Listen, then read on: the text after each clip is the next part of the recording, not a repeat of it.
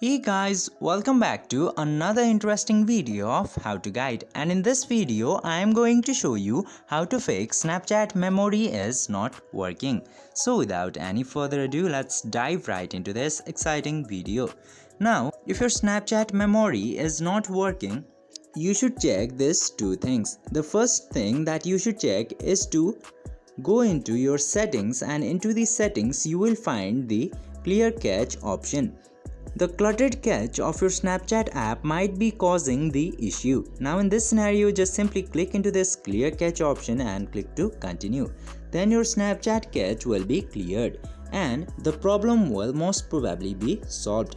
And if not, the second solution that I have for you is to go into the settings application of your phone, and into the settings application you just simply have to go into permissions setting, and into the permissions setting you just simply have to find out the permission for storage, and into the storage permissions just simply check if your toggle for the Snapchat is opened or not, and if it's not open, just simply open the toggle for storage permissions into your Snapchat, and after that your memories will start working up again.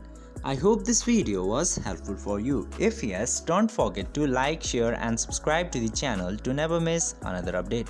Thank you for watching the video.